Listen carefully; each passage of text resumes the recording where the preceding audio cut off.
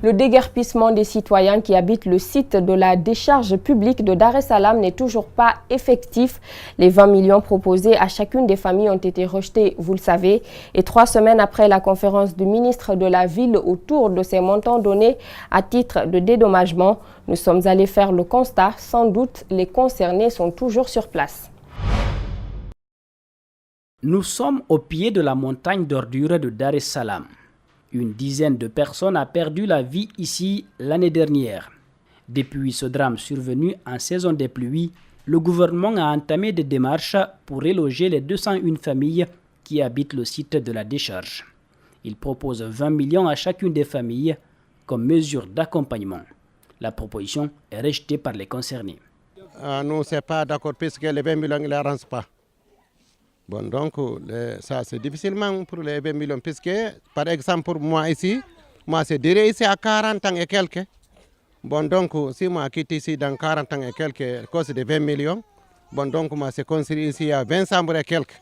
Bon, donc, avec les garages, mais ici, les garages derrière moi ici, bon, donc, ça ne s'arrange pas. Même les portes et bâtiments, pour le véhicule, c'est 6 millions à 7 millions. Bon, donc, si tous les concessions, c'est 20 millions, ça ne s'arrange pas. Nous, normalement, l'argent se laisse avec le gouvernement. Le gouvernement, c'est prendre l'argent, c'est reconstruire nous hier. Nous nous sommes approchés de plusieurs autres occupants des lieux, mais le constat reste le même. Pas question de quitter les lieux à cause de 20 millions de francs guinéens. Mais on n'a pas refusé de quitter les lieux, mais on ne peut pas prendre les 20 millions. On n'en a pas besoin. On préfère qu'ils débarrassent les lieux des ordures. C'est ici qu'on connaît. Moi, j'ai 10 petits-fils ici.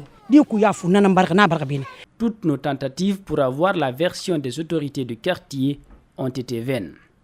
En attendant, les familles continuent à cohabiter avec les ordures malgré les risques que cela comporte.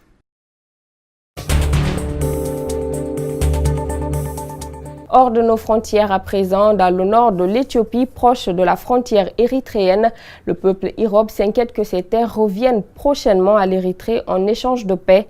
Après la guerre de 1998-2000 sur la délimitation de la frontière, une commission internationale indépendante avait déterminé que certaines villes de la région appartenaient à l'Érythrée, mais l'Éthiopie n'a jamais voulu reconnaître cette décision.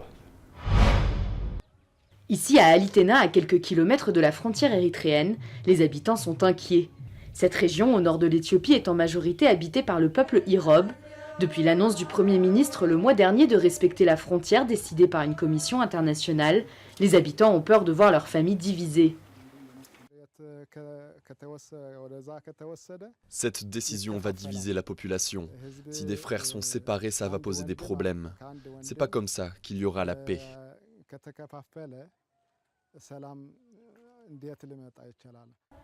Les signaux en faveur de la paix entre les deux pays ont été accueillis avec enthousiasme dans la capitale Addis Abeba. Mais ici, en territoire Irob, rare bastion du catholicisme éthiopien, on craint de nouveaux conflits avec les Érythréens. Nous voulons la paix, mais nous pensons que ça peut se faire sans donner des terres. Ça devrait être comme avant, quand les frontières n'étaient pas source de conflits. Pour l'heure, aucune terre n'a encore changé de main. Pour certains Irob, la paix est aussi signe d'opportunité. En ouvrant les routes entre les deux pays, le commerce pourrait être relancé. Pour d'autres, ce serait une occasion rare de retrouver des membres de leur famille disparus pendant les conflits.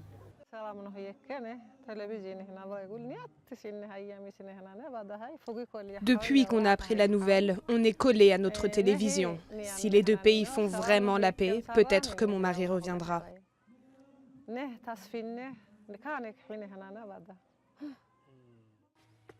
Son mari, accusé d'avoir donné de la nourriture aux Éthiopiens pendant la guerre, avait été arrêté par les Érythréens et n'a plus jamais donné signe de vie.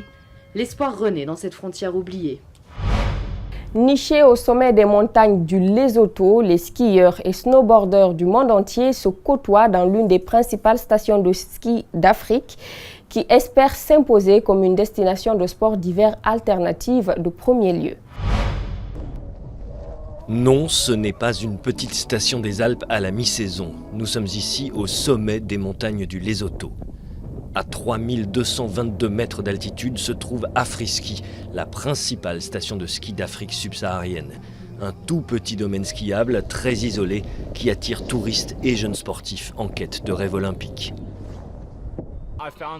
Nos clients européens et américains qui descendent ici, ils viennent généralement parce que c'est une destination unique.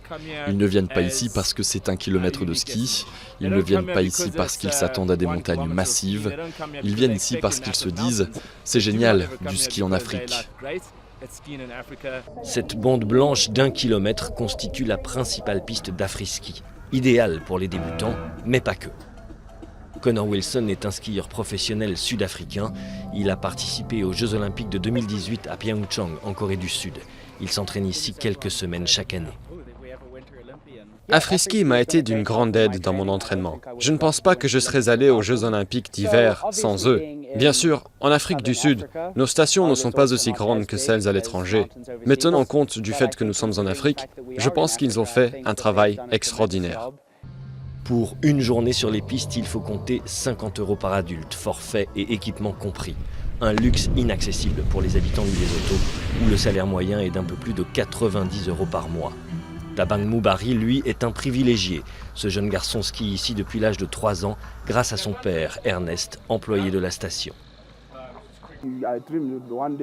Je rêve qu'un jour il puisse être comme Connor Wilson, car il s'entraîne parfois avec lui. Il lui apprend à skier très bien. Alors peut-être qu'un jour il deviendra un grand champion de ski. Mais quelles que soient les traces que Tabang suivra, tous ici rêvent d'une participation du Lesotho aux Jeux Olympiques d'hiver.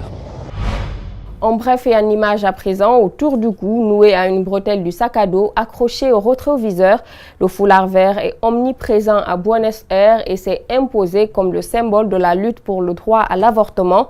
Le projet de loi légalisant l'avortement a été adopté le 14 juin par les députés et sera soumis au vote des sénateurs le 8 août. Voilà, c'est la fin de cette édition d'information. À tous, merci de l'avoir suivi. Merci également à toute l'équipe technique. L'actualité se poursuit sur Espace TV.